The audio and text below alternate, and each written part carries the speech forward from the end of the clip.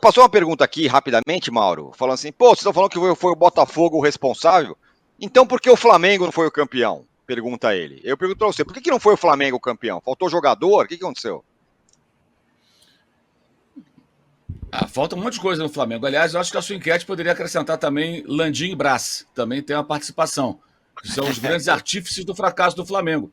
Então, se o Flamengo não consegue competir até a última rodada com chances reais de ser campeão, mesmo com todas as chances oferecidas pelo Botafogo e bem aproveitadas pelo Palmeiras, mesmo sem ser tão competitivo e eficiente como no ano passado, isso tem aí as digitais do Landim e do Brás. Não fossem os dois e a sua péssima gestão, né, o Flamengo talvez fosse o campeão.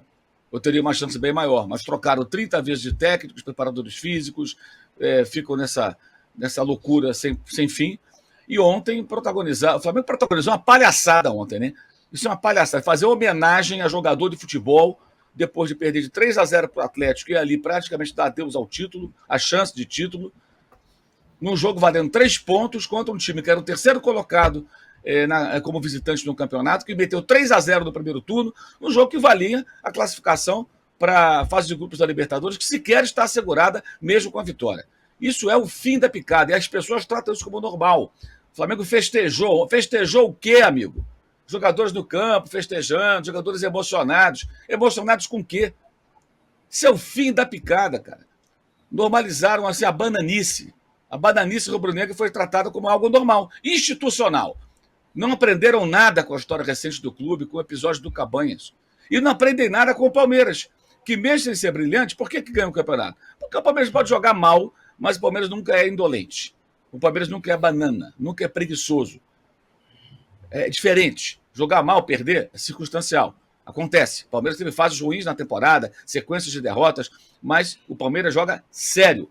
O Flamengo sobe nas tamancas, põe as mãozinhas na cintura, não corre em certos jogos, não compete, toma de 4 do Fluminense final carioca, toma de 4 do Bragantino, toma de 3 do Atlético Paranaense, do Atlético Mineiro também, do Cuiabá, perde para Alcas, empata com o Iublense, é eliminado pelo Olímpia. Querem mais algum outro exemplo?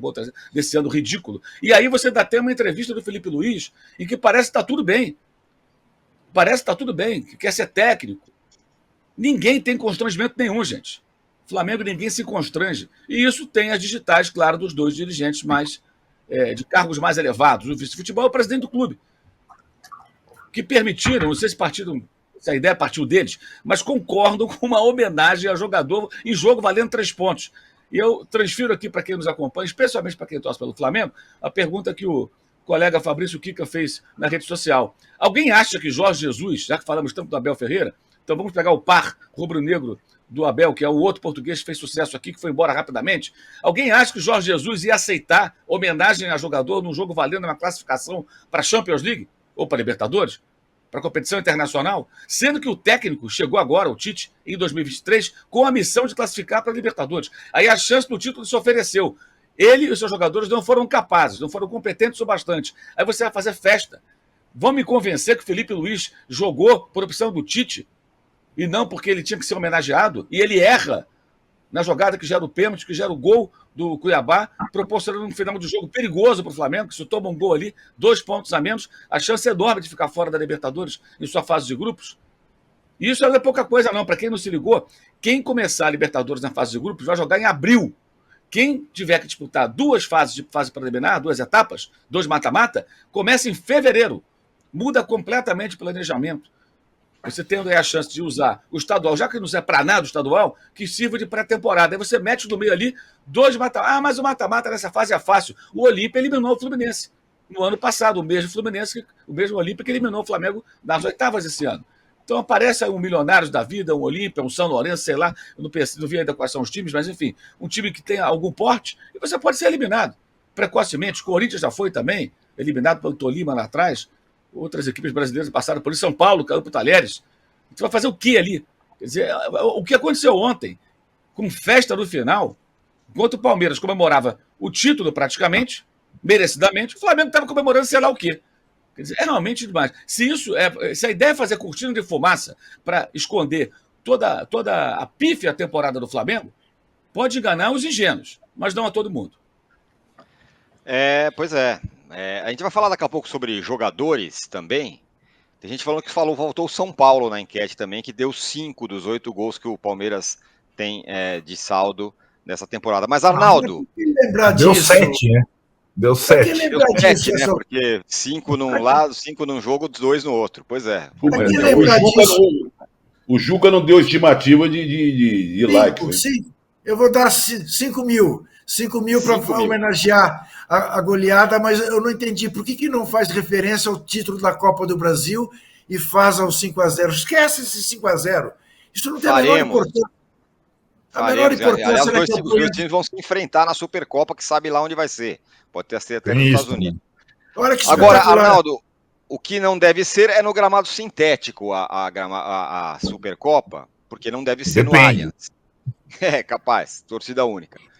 Agora, duas coisas ainda sobre o gramado sintético do Palmeiras. O que o Abel falou, e os palmeirenses, eles normalmente ficam bravos, né, quando se fala do gramado sintético. Agora o Abel falou, né, um pouco sobre o estado do gramado sintético do Palmeiras, e ficou meio uma questão sobre fica ou não fica dele, né? Deixou em aberto. Vou confessar que eu não estou desejando que ele vá embora, não, assim como o Juca, não desejamos, mas me lembra um pouco o Luiz Castro, que ficou cozinhando aquele negócio um tempão até que foi embora. O que você acha? Sobre a grama, sobre o que ele falou sobre a grama e sobre o Abel fica ou não fica. Eu acho um pouco diferente, porque o Luiz Castro já tinha dado o sinal que era só questão de tempo, né? Acho que o Abel é como se ele fosse um jogador de cartas que fica, às vezes, blefando, enfim, trucando, muitas vezes. E quando ele fala das mazelas do Palmeiras, e elas existem, aí ele tem a chancela, porque a comunidade palmeirense só aceita quando eles mesmos tratam das coisas internas. Só uma questão rápida antes de entrar na questão grama sintética, Abel Ferreira, e sua permanência ou não. O Mauro falou das despedidas em jogo valendo, não foi só no Maracanã, né? Teve no Corinthians com o Fábio Santos, jogo valendo, e teve no Mineirão com o Hever, jogo valendo contra o São Paulo, e o Hever jogou pra caramba contra o São Paulo, vou te falar, viu? Lá deu certo no Mineirão. Mas eu acho, Tironi, que o que o Abel faz, já tem feito nessas últimas semanas, da forma dele, provocado o Palmeiras, instituição, para uma melhora para o ano que vem, que talvez seja essa a condição para ele ficar. Ele tem contrato de mais um ano. Mas acho que ele não ficou totalmente satisfeito com o Palmeiras esse ano, né? Por mais que ele tenha errado também em alguns momentos, o Juca falou, eu acho que a questão do Endrick é clara, ele demorou a efetivar o Endrick. O Endrick ontem não fez o gol, foi o Breno Lopes de novo, mas o Endrick ontem de novo sobrou de uma forma impressionante. Impressionante a questão física e técnica do Endrick. Ele é um jogador assim espetacular, ele destruiu o time do Fluminense, passava por cima dos caras e tudo mais. Teve os gols anulados, as jogadas dele. E o Abel demorou, sim, a encontrar a solução Endrick. Mas acho que ele, na cabeça dele, o Palmeiras não trabalhou bem esse ano também. E nesses discursos de lamúrias para lá e para cá, ele reforça, olha, se não fosse eu, não ganharíamos, né? Isso também é uma forma de valorizar o trabalho dele, né? E eu acho que tem duas questões aí nessa entrevista. O ano que vem, em que o Palmeiras precisa ser mais forte do que ele foi esse ano, em termos de jogadores. O time atual chegou num limite e o Endrick vai embora, né? Isso é claro, daqui a alguns meses ele vai embora. Ele não estará na parte principal das competições ano que vem, vai para o Real Madrid. Então, não só a ausência do Endrick, mas como a ausência de investimentos no time de futebol, eu acho que ele passa um recado claro. E passa um recado das coisas do dia a dia do Palmeiras, que é o time que trabalha melhor no Brasil, mas que tem essa questão, sim, não só da grama sintética do Allianz, mas da indisponibilidade do Allianz muitas vezes, do fato do Allianz estar aberto para as decisões, vocês viram ontem de novo, com parte do estádio interditado por conta do palco do show, fica aquele tapume lá atrás. E a grama sintética do Palmeiras é ótima, porque eu adoro esse tema. E o palmeirense só deixa a gente discutir esse tema quando o Abel Ferreira vem falar dele.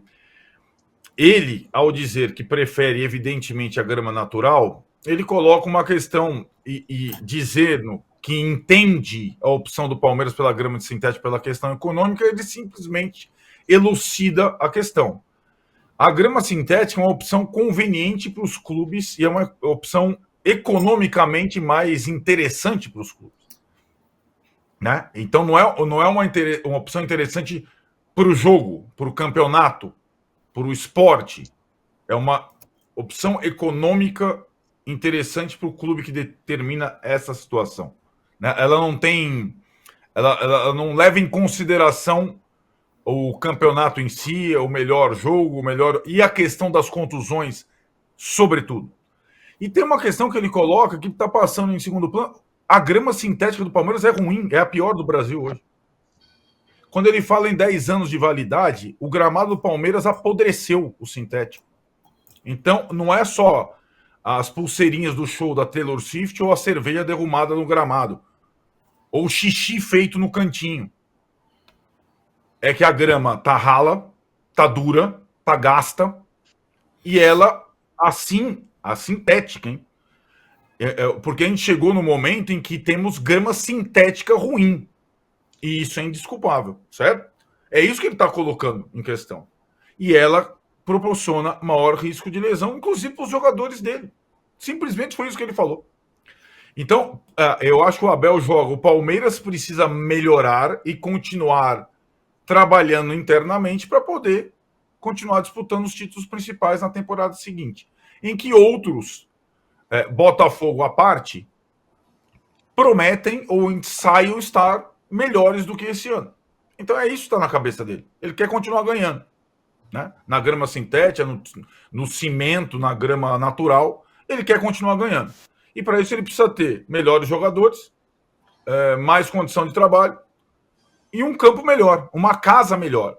Inclusive para poder jogar mais vezes na casa dele. Lembrando que ele teve que jogar algumas vezes em Barueri, várias vezes em Barueri, que é a segunda casa da patrocinadora do Palmeiras agora, que fica uma coisa meio de conflito de interesse ao cubo. Já tem o conflito de interesse natural do comando da Leila Pereira no Palmeiras. Então, achei boa a entrevista do Abel. E aí, cabe agora, como ele fala e o palmeirense escuta como um mantra, refletir sobre time para 2024, gramado sintético e tudo mais, vai receber o Paul McCartney nessa semana aí. E, enquanto isso, ele comemora mais um título brasileiro, merecidamente, porque trata-se, sim, do melhor técnico em atividade do país e também do clube mais organizado do país nos últimos tempos. Quando eu falei, âncora, para colocar a quarta opção, a grama sintética, é o assunto mais falado nosso hoje aqui. Com certeza, de longe mesmo. Agora, deixa eu fazer uma pergunta aqui, uma provocação. Se o Palmeiras estivesse em 12º lugar, lutando aí, vai para a Sul-Americana, estaríamos aqui levantando essa questão? Não, porque a grama sintética, cuidado com a grama sintética. Mas essa questão já era posta em relação ao Atlético Paranaense. Vamos lá. Bem menos, né? Vamos lembrar que o Diniz treinou o Atlético Paranaense e nunca deu um pio sobre a grama sintética do Atlético Paranaense quando treinou lá. Verdade. Aí agora, essa semana, falou, a grama sintética é uma porcaria. É verdade. Mas não havia esse debate naquela época, né? O debate é recente. Esses estudos são recentes. Aí, desculpa, aí o Diniz teria que ser um visionário. Ninguém discutia os males da grama sintética quando o Diniz era técnico do Atlético. Agora as discussões começaram. Desse ano tivemos os holandeses anunciando que está banido em 2025, o pessoal da NFL discutindo, estudos como esse que o Juca relatou há pouco. É tudo muito recente. E esse debate ele esquentou com o Botafogo, não foi nem com o Palmeiras. O tapetinho, aí a coisa pegou. Essa discussão aumentou muito esse ano, não pelo Palmeiras, pelo Botafogo. Com a história do tapetinho, que o Botafogo era imbatível no tapetinho. De repente deixou de ser. Perdeu um jogo, começou a perder, não ganha mais ninguém. Né? mas não é moda, né? Aliás, tem uma ótima observação do Thales Machado, companheiro nosso editor do Globo, no Twitter, sobre o torcedor cliente, a capa do jornal. O torcedor é com cartaz pedindo quase que reembolso. O cara acha que ele compra a vitória. Esse perfil de torcedor está em toda parte, em todos os clubes. Ele pagou tanto de transporte, sócio-torcedor, ingresso, alimentação, estacionamento, sei lá o quê, aí ele acha que tem um reembolso. Então, eu acho que o Diniz, na época, ele não ter falado nada, é porque o debate não havia. Agora ele existe. Mauro. E aí existem discussões, inclusive técnicas, especialistas que colocam questões como essa que o Juca falou e outros. Então, acho que ele falando agora é mais cômodo, porque o Fluminense é contra a grama sintética, assim como o Flamengo. É claro que é mais fácil para ele falar. Mas, na época, acho que não tinha como ele falar, porque nem nós discutimos com essa profundidade, porque também não somos especialistas do assunto, convenhamos, e não havia nenhum estudo de repercussão, nenhuma liga importante banindo, e agora temos, né, um cenário diferente. Qual?